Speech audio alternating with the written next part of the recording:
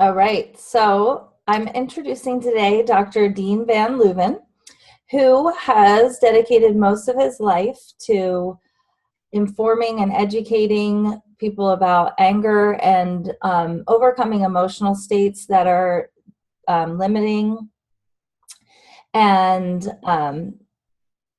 taking away from the quality of their relationships. So how to build better relationships by letting go of anger, by being emotionally intelligent, by finding new pathways and new patterns and creating new mental states through patterning and through constructive work.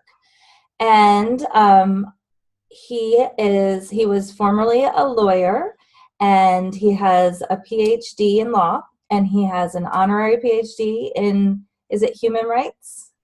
Human rights, yes. Human rights. And yeah, so tell us about that, the honorary degree in human rights, and the big shift that made you switch out of your career in law to what you're doing now. And tell us about what you're doing now in better words than I stated it. Okay. Well, the human rights is actually from a university in a research university in Delhi, India, and I work with them on some program, and so they've bestowed an honorary doctorate of human rights to me. Mm-hmm. And I work with programs in Nepal and India for the last about the last 10 years. And we do conferences in Nepal and India every year. Why I got into this, my interest originally actually came as a lawyer. I always wondered why people have the problems they do. Most of the people, legal problems come from anger issues. In other words, in my solution as a lawyer, I always used to joke the solution to most legal problems is 2 good cups of coffee. In other words, both of you sit down and talk this out. And most of the time people could, but they don't. They want to fight. So that's the business of lawyers, and most lawyers love that, but it always bothered me. But anyway, that kind of set me up for where I was. But I found this wonderful woman and married her, and we decided that we were not going to go to sleep angry. And after a while, we actually found out that we were losing some sleep occasionally. So I decided there's got to be a better way to do this. I said, I've got a degree in psychology, and I understand how people have these problems. I'm going to find an answer to this and find a way to work this out so that this doesn't happen anymore. So that's what started me on this search. And I guess the first big revelation was that if you got angry, you just made a mistake. You had to deal with the mistake. What's causing this mistake? What's causing me to do this? Once I started from that approach, it gradually developed. And the idea became, to me, is how can I create a process that people can actually use to change? Most of the programs want to try to get you to change your thinking about something, but you need more than just the idea, I want to change my thinking. So how did we create a process? And that's the work that I did. And it's on the way to you. You'll get a chance to read it shortly. Yay. I love that story because I know how much you love your wife, and that you had been through relationships and experience with being a lawyer. You probably, what kind of a lawyer? Well, the first part of my law career, I worked in international tax and business law. But then back when the oil cartels came quite a few years ago, I must have been the late 70s, that business went away. And I came back and got into a general practice here in Oregon. And one of the reasons that I got into this work also with that is my wife had just lost a son to DUI driving. And I, unfortunately, well, or fortunately at the time it seemed, but I was very successful in trying DUI cases. And once Mm-hmm. you're successful, then you get lots of them. Yeah. And so after we were married, I got to feeling like I was losing when I was winning. Right. And it didn't feel right. So I just got into the interested in doing this work, and it became my passion. Yeah. Well, I I was started thinking, teaching. if you had been in family law, then you've seen how destructive anger is. But in your profession, you saw the destruction of animosity and an inability to a limited contracted perspective that comes from being engaged in conflict and in anger. And I think that everyone can probably relate. I could, like, the thing that connected me the most to you is when you said it, that every relationship in the beginning, it seems like this is the one and it seems like it's perfect. Okay, maybe not every relationship, and you just don't want it to make that change. You don't want it to suddenly become conflict oriented. And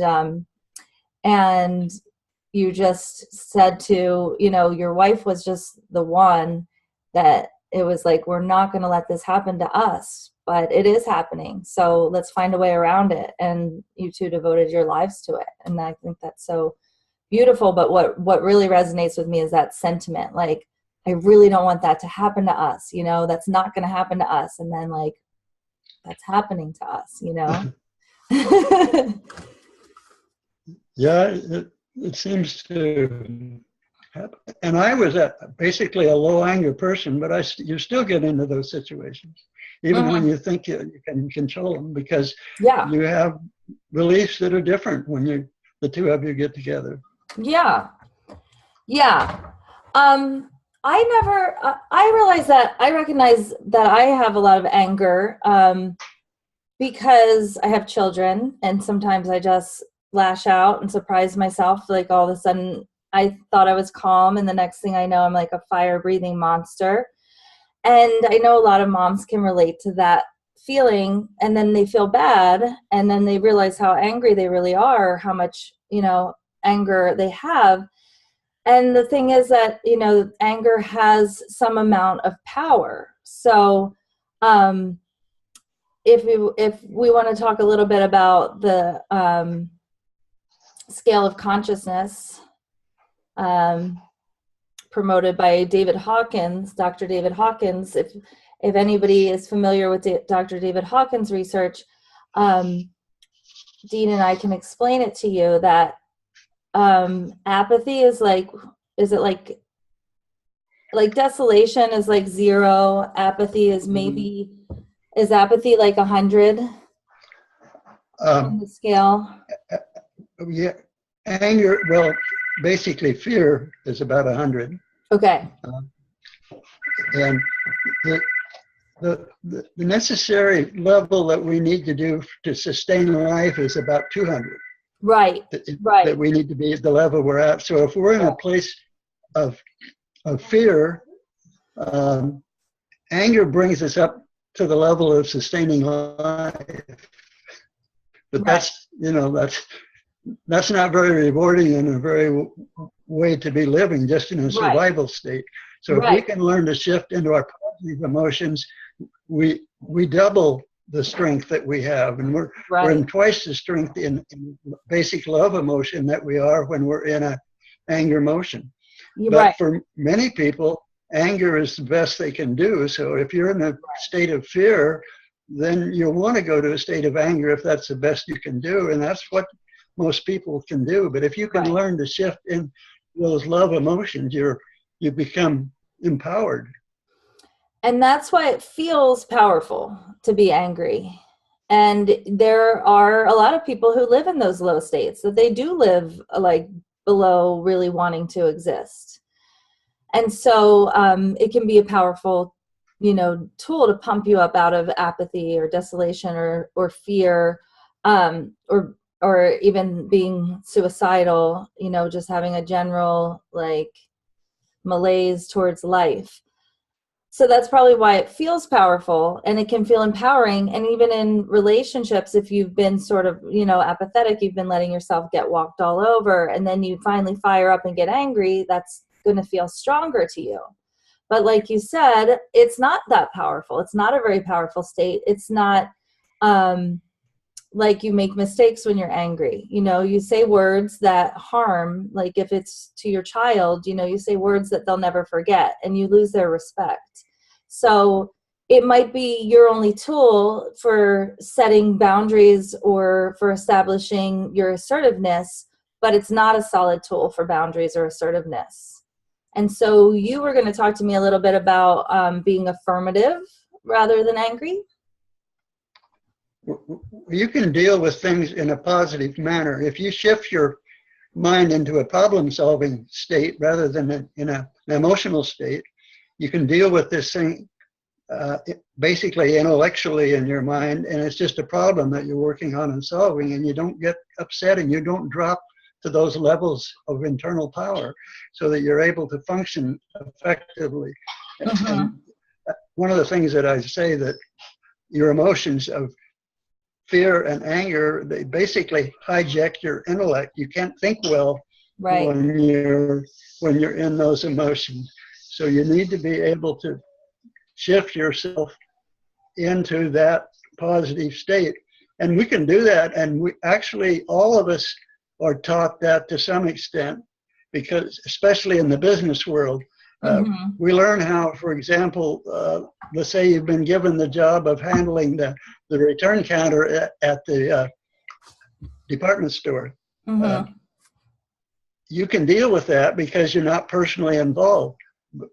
So you can handle that intellectually, and it's fairly easy to teach yourself to do that. But it's much more difficult when we have this emotional, personal involvement. So we have to learn to deal with that. And that's one of the skills you can learn as a lawyer, for example. That one of the things that allowed me to do this, because to be effective as a lawyer at trial, you have to understand the other person's case and the other person's side, or you're not going to be effectively at presenting your side of the case. So those are skills that most people don't have, that they can learn and use if they practice and learn how to use them. I basically talk about it as learning to put your mind into a problem-solving state. When something happened, you don't judge it as this something I should be happy about, or is this something that I should be angry about. You just simply say, okay, this is a problem, I need to solve it. Like, okay, what happened? What do I do now? Right. And when you do that, you can use your best thinking to solve the problem. And it's a skill that we generally have not been taught. So, but it's a matter of, once we start learning that skill and become aware of the need for it, we can become quite effective with it. After all, it feels good. Yeah.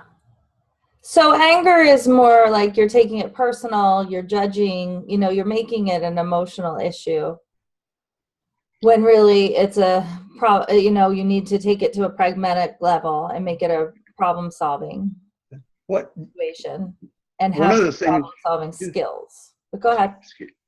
Excuse me. We are taught to use anger in this society.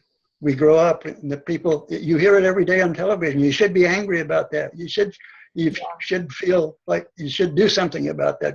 Get enraged, do something. And so that's what we're taught, and we learn it in our home, and it's our way of doing and our way of being. But once you intentionally start learning the process of dealing with things differently, it's not really difficult. It just takes a little time and a little practice. So what is one, I'm sure you have a couple different or many different techniques, but what is one you can use when you are embroiled in emotion and you do feel fired up and angry and in a rage and very hooked in emotionally that way? Well, there's some simple ones like taking time out, counting to 10. One of them that's effective for me is laughing at myself. Uh, if you're really deep into anger, I've learned to use self-talk. I talk myself out of it. Mm-hmm. In the beginning, when I use self-talk, it might take me 10 minutes to talk myself out of something. And then 5 minutes later, I might be back in it again. But then the next time you use self-talk, it'll take you maybe 2 minutes to get out of the state. And once you start using it, then it's something that works basically immedately. For example, one of the silly little things that bothered me is that if somebody cut me off in traffic, my first thought was asshole. And but when I started this work, I said, oh, I'm not supposed to, I don't want to respond that way. I need to learn to react differently. Right. So, and then I found that every time that I started to say that, I could just laugh at myself and I was done with it. And, Yeah. My thought in my mind would be, well, I'm lucky I don't have his problem. Right. It reminds me of a tool that I learned, asking yourself, who am I?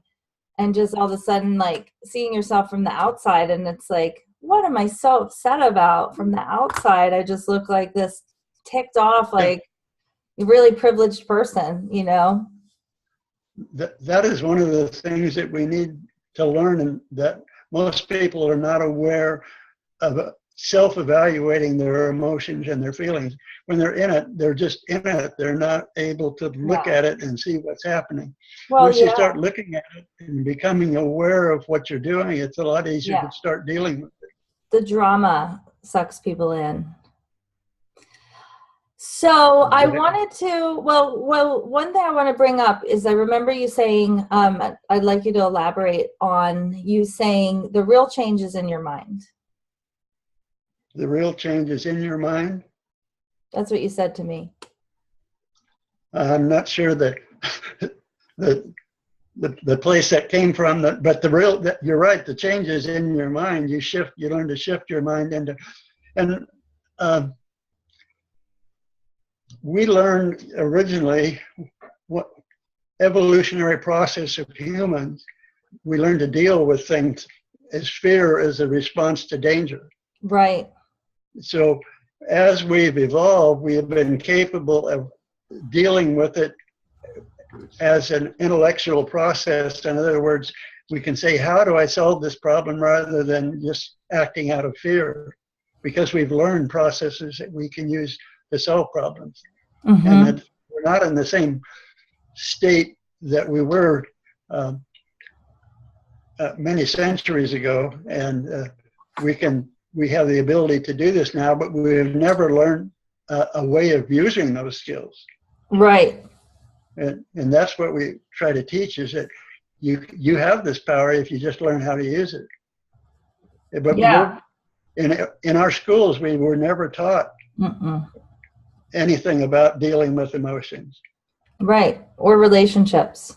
Or really, that's one of the things I used to say. Okay, what's the most important thing I'm going to do when I get out of school? I'm going to get married.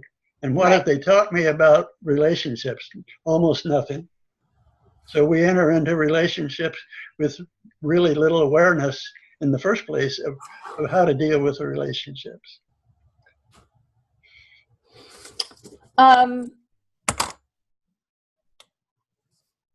So I also wanted to talk to you about that concept. So on the scale of consciousness, you have the lower states that make it kind of hurt to exist and be very challenging to exist. And then a 200 is like a basic level of okayness. And then 300, 400, 500. 500 is about where you find love. And 600 is about where you find peace. I don't remember exactly the numbers, but generally you're pretty close. And it is a process. The higher you get, the more evolved you are. Right. I remember, I think 400 is a very like intellectual pursuit. So that would be like when you actually start to study, these kinds of concepts, that shows, and people go up and down, but when you're bumping up into the higher states, you're integrating more of that into your reality. But there is a thing called spiritual bypassing, which would be, if you just try to jump to unconditional love, like somebody is harming you, you do have a problem, and you just try to like throw love at it or heal it with love, and you don't change the situation for yourself. So somewhere between anger and love, there are some problem solving skills and assertiveness skills and boundary setting skills that get developed. Of course. And one of the things that you'll find when you actually probably the biggest issue, once you change your process of dealing with information, you're going to find you're going to have to change a whole lot of the beliefs that you hold. Yeah. Because these beliefs will produce anger immediately and automatically, because they're the programs. They're just Right. just habits that you have. Mm-hmm. Response patterns are simply habits, and the change is created by developing a new concept that I want to have to replace the old pattern that I've used, and then you have the process of breaking the old habit. So that's where the work comes in, because you're going to want to respond in the old way until you finally break the new habit. It's a little bit like giving up cigarettes. Yeah, and the programming is everywhere. It's on the news, it's in our society, it comes from your family, it's in your cellular structure, it's in your patterns of behavior that you've already lived out. So that's correct. It's like anything, like personal growth work, or learning how to manifest or learning how to attract better things in your life. You can start to do it with the snap of a fingers. Once you start, practicing it, it gets easier, but it takes some time to actually implement it. Right. As I was saying, once you learn to use the process, it becomes really pretty easy and very effective, especially when you can see the rewards of what's happening. Yeah. So tell me how it would look in your marriage, instead of it just continuing to have repetitive same triggers, same conflicts, same fights, like descending energetics over and over for years and years until it became miserable. How did it look when you and your wife really took some action in a new way and started resolving conflicts differently and working through your problems differently? Well, it became amazing. I mean, it's hard to describe how beautiful a relationship can be. Oh. But it can, and it should. I wasn't always in this place. I can remember in my first marriages,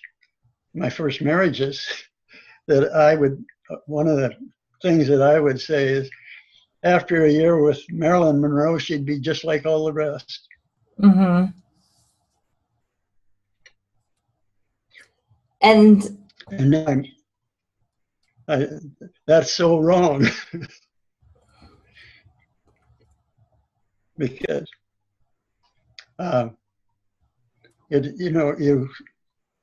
you just haven't had this reality. Once you have this reality and this experience, then it's something that's it's hard to describe. But it's beautiful.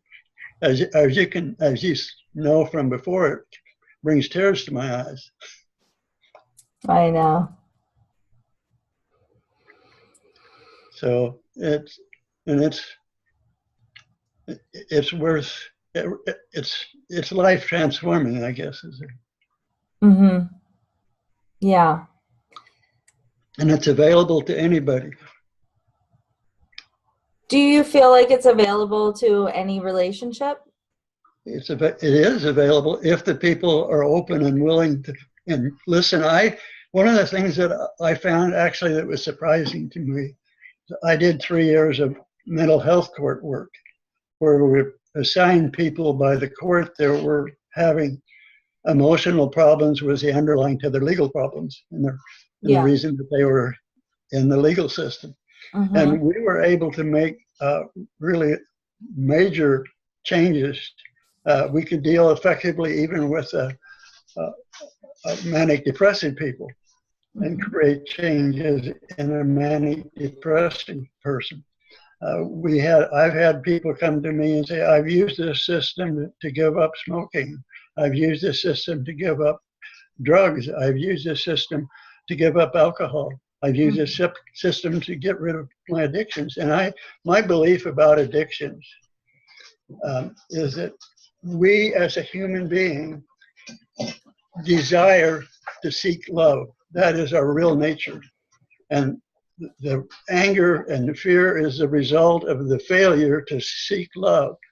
And when we're not finding love, we're willing to use the drugs, we're willing to use the alcohol because it gives us a temporary fix. We have that feeling for a moment, and we're willing to pay for the side effects just to be able to get that if it's the only way we know how to do it.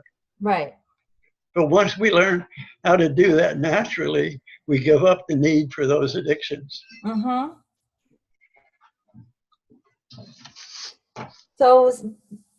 So if you do have a relationship where you have someone with addictions or substance abuse issues and someone who's struggling with that partner, and that that person can find, as long as both people are willing to get to the point where they can implement these practices with each other, which means they've done it with themselves and with their own issues in the case that they needed to, like if they had addictions and whatever, then they can absolutely access what's available and the gifts and rewards of relationship. Well, they have to learn these processes to be able to do that. It's not, for most people, it's not normal to be able to do self-evaluation and be aware of what's going on inside of your head and then know what to do with it. Mm-hmm. So until you learn how to deal with these things, you don't, because you don't have any knowledge of how to deal with the problem. Mm-hmm. Yeah. So we do what we've been taught growing up. Some of us were lucky. I grew up in pretty good shape because I had wonderful parents, but I've found in this work that that's not normal. Mm-hmm. And you know that, I'm sure, as well.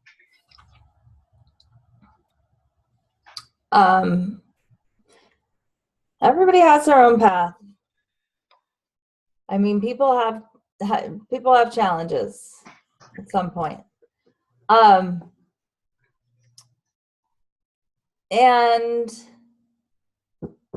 what was I going to say?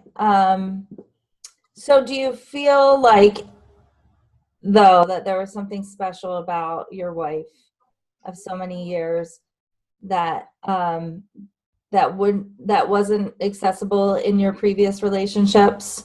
Or do you feel like if those people were also willing to show up for this kind of work, then it would have been accessible? I think that probably the biggest thing is that she was full of love. Yeah.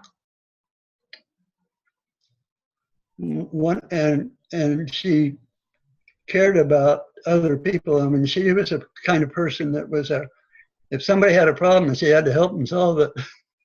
Yeah. So one of the first things that I said about her when I met her is, I got a degree in psychology, and she understands people better than I do. Yeah. So there's something to the match, right? There is. Yeah. There's something to the match. There's something to the openness. There's something to the timing. But there's so much more. There's such deeper gifts in relationships that we're kind of like starting to become threatened from actually experiencing and receiving. because we are starting to show up expecting that, with an attitude of we're going to get frustrated if it doesn't meet our expectations. We're going to get angry and we're going to cut ourselves off from possibility. We have a society that's focused on the self. Right. And I don't think we understand the value of relationships and the value of living that kind of a life. And it's like I'm relating back in my mind to the idea. It's like I'm out in the jungle without any help unless I have a relationship. Right. So and that's what's built into our DNA, is to have a relationship. And why it's there, I don't know, but it's beautiful. Yeah. Yeah. One of the things that is taught when adults do take on the schooling of relationships, that we were never taught it, is that they're meant to trigger our deepest wounds. They're meant to be our biggest teachers. They're not meant because they show up in some form perfect for you to fulfill your every dream, totally aligned with every desire that you've ever had in store for yourself, to just flow naturally and easily off into forever. And for some reason, that's a really hard fantasy and concept to kick as an underlying, theme. Yes, and the self-evaluation is very difficult for the concept for people to get and to learn. And humility. Humility, just this is totally unrelated in a way, but as a lawyer, when we did criminal cases, we had what they call criminal call on Wednesday. We would have to report to the chief judge at the court the status of our case. And I had a case one time and I forgot to report to the judge. So the next day, when I realized what the mistake I'd made, I called the judge's clerk and said, I messed up. I was supposed to be there yesterday and I wasn't. And she said, well, the judge wants to see you. And I said to her, but I screwed up and I have absolutely no excuse. Yeah. And she called me back in 5 minutes and said, you don't need to come in. Wow. You're the first one that admitted it. So if we can be open and honest with each other, things work so much better. Yeah, right. Right. That's another thing with communication between men and women, is just honesty. Right. If you're trying to create a relationship, the worst thing you can do is cover up something and be dishonest, because it's going to come out sometime. You have to be yourself and be honest. Right. Because it's hard enough to interpret someone authentically as what they're actually trying to express and communicate, just by being the other person. So if it's not authentic and absolutely, as clear as it can possibly be, then there's just more room for miscommunication and misinterpretation and mistakes. It's going to continue to go downhill as you progress in the relationship, because the more lack of honesty in it, the more difficult that it becomes. So one other thing before we wrap it up, because we're running out of time, is I remember you saying practice. Oh, okay. It's just my internet. Okay, practice when it's easy. practice one that's easy that you can handle to give yourself, to see how it works and to give yourself the confidence that you can do it. So practice when you get in a fight over like an egg or something. Like a little, Yeah. something that doesn't matter, who gets the last French fry. And the other thing is to be able to, as you talked about communications, be able to express why you're having trouble. Express to your partner why something's bothering you and not attack them for what they're doing. Express why you're having a problem. Right. Yeah. Well, I'll be calling you soon when I need some more help. I'll be reading the book. I look forward to chatting about the book and the concepts with you. I look forward to receiving it and reading it. Okay. Well, I look forward to doing this again. Okay. Take care. Thanks for your time today and yesterday. Bye. And the day before. Bye. Well, we had some learning to do to figure out how to do this. Yeah, we still got work to do, I guess. Yeah, we still got to get you on live. But at least you can do, I introduced you to doing live video. I can't wait to see you broadcast a live video from your page now. Okay. Okay. Thank you. Thank you. Bye. Namaste. Namaste.